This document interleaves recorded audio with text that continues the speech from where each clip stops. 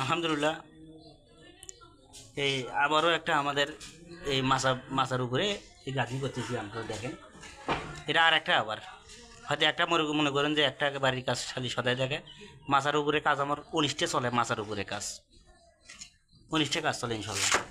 এই যে গাঁথনিতে সময় করবো সুন্দর করে সুতো বাঁধিয়ে কাজ করব এবং মাপ হবে সুন্দরভাবে, একুরেটভাবে মাপ করে কাজ করব।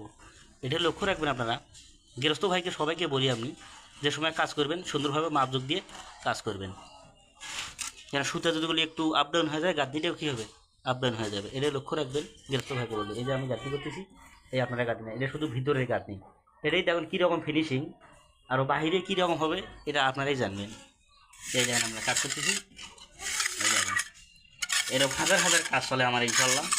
দেখেন এভাবে সুন্দরভাবে গাঁথনি করতেছি, দেখেন এত সুন্দর করে ফিনিশিংয়ের কাজ কেউ করতে পারবে না। এই যে আমাদের লোক কাজ করতেছি, প্রতিদিন দেখবেন আপনারা নতুন নতুন কাজ চলে আমার ইনশাল্লাহ। ভালো থাকবেন, সুস্থ থাকবেন, আমার জন্য বেশি বেশি দোয়া করবেন। আল্লাহ হাফেজ, ধন্যবাদ।